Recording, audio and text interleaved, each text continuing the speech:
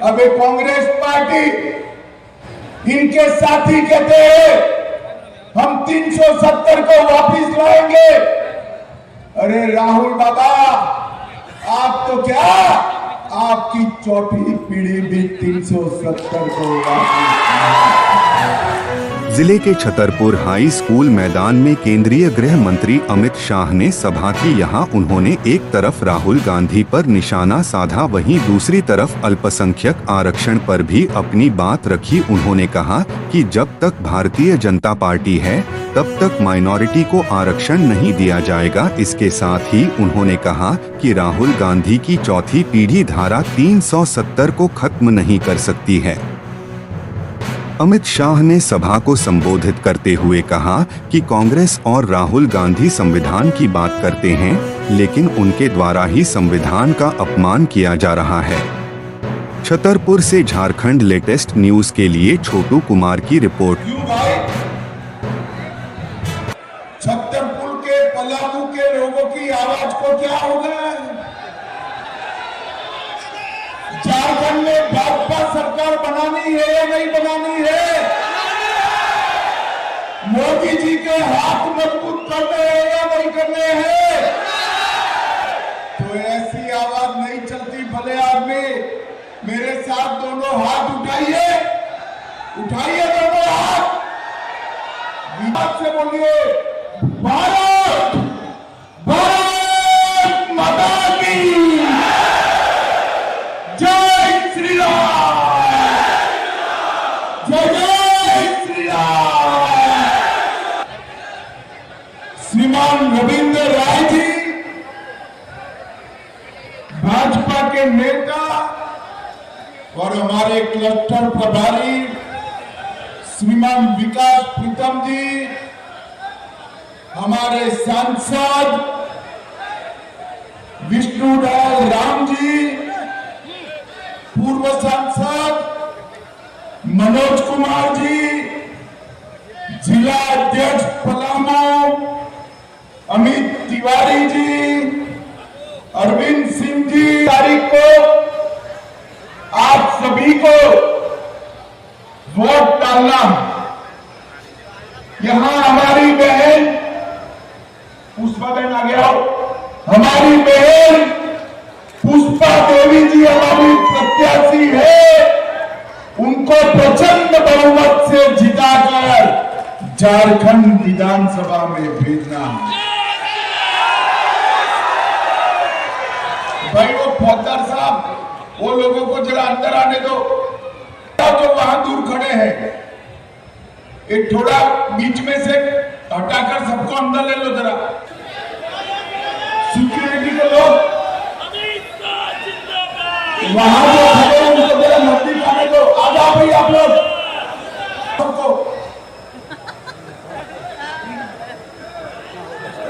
अरे ऐसे नहीं होगा भाई, यहां से थोड़ा खोलकर आगे बुलाओ सबको। वो सरकार की जगह हम भारतीय जनता पार्टी की सरकार लाने की अपील करने के लिए आए। बेटा ही आ जाएंगे सभी लोग, चिंता मत करो, खोलने में देर लग रहा है। और ये क्यों कर रहे हैं?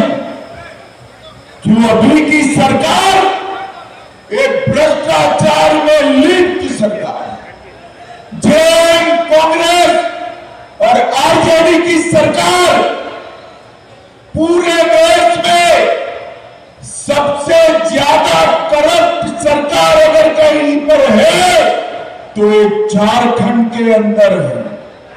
मुझे बताओ पलामू वाला, इतनी बड़ी सभा है, हजारों लोग हैं, किसी ने 350 करोड़ रुपया एक साथ देखा है क्या? जोर से बोलो, देखा है? ये कांग्रेस के सांसद के घर से 350 करोड़ रुपया पकड़ा गया।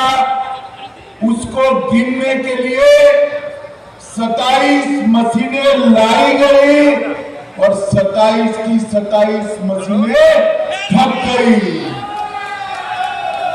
ये आलमगीर आलम इनके मंत्री थे, इनके आलम के पीए के घर से 30 करोड़ रुपया पकड़ा गया, 30 करोड़ रुपया। मगर हेमंत जी कुछ नहीं करते, कांग्रेस पार्टी कुछ नहीं करती। आज मैं झारखंड की जनता को पूछने आया हूं, ये 300 करोड़ रुपया जो पकड़ा गया, ये 30 करोड़ रुपया जो पकड़ा गया, ये किसका है भाई? किसका है?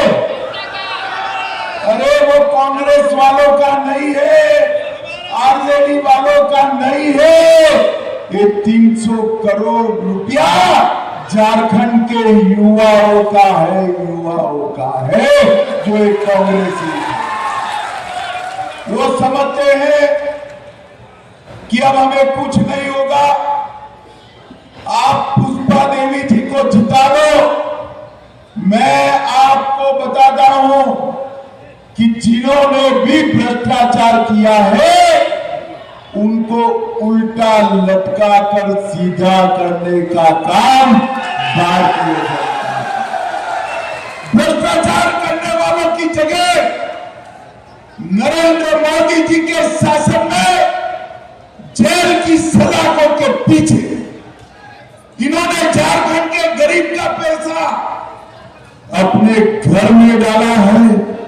इन्होंने झारखंड के युवाओं का पैसा अपने घर में डाला। भाई वो बैनर तीनों नीचे डाल दो, ये बैनर तीनों नीचे डाल दो।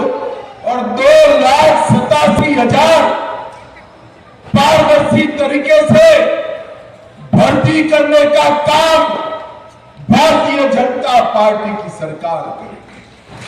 भाइयों बहनों, अब जो मैं कहता हूं पारदर्शी तरीके से भर्ती करना, इन्होंने इतने पेपर लीक कराए, इन्होंने भर्ती के नाम पर झारखंड के युवाओं को दौड़ा दौड़ा कर मौत के घाट उतारा। 17 युवा मृत्यु की शरण में चले गए और सीएम के चेहरे पर रू नहीं गए। मैं आज कहने आया, हम पारदर्शी तरीके से एक भी पेपर लीक न हो, उस तरीके से हम 2,27,000 युवाओं को 2 ही साल में नौकरी देने का वादा करते हैं। और जिन्होंने पेपर लीक किया है, वो समझते हैं बच गए, बच नहीं गए।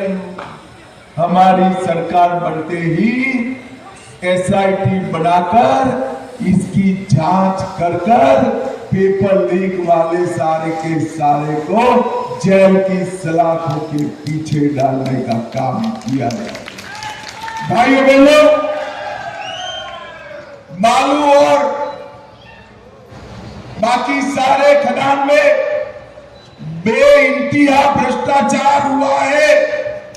हमने घर बनाने के लिए जो प्रधानमंत्री आवास होता है, वो बनाने के लिए 1 लाख रुपया एडिशनल सहायता देने का काम भारतीय जनता पार्टी की सरकार। माताओं बहनों पर 50 लाख तक की संपत्ति खरीद करने पर स्टैंप ड्यूटी सिर्फ 1 रुपया कर दी जाएगी। और विस्थापन के पहले कोई भी रोड बनाना है, ओवरब्रिज बनाना है, विस्थापन तो करना पड़ेगा, परंतु विस्थापन करने के पहले इसका पुनर्वसन करने के बाद ही विस्थापन किया जाएगा। इस प्रकार की हम नीति लेकर आएंगे। 10 नए सरकारी मेडिकल कॉलेज बनाएंगे, भ्रष्टाचार को समाप्त करेंगे, वृद्ध सहाय, विधवा सहाय और दिव्यांगों को 2500 तक की उनका मासिक पेंशन वृद्धों का बढ़ाने का काम भारतीय जनता पार्टी की सरकार करेगी। झारखंड इंटर्नशिप और स्किल ट्रेनिंग सेंटर भी बनाएंगे। भाइयों बहनों, मुझे बताओ आप सभी लोग, ये घुसपैठ जो हो रही है वो रोकनी चाहिए या नहीं रोकनी चाहिए? अरे जोर से बोलो, रोकनी चाहिए या नहीं रोकनी चाहिए? पॉलिटिकल एजेंडा है। मैं मुख्यमंत्री को कहने आया हूं, ये घुसपैठ जो आप होने देते हो वो घुसपैठिए मेरे झारखंड के युवाओं की नौकरी खा जा रहे हैं।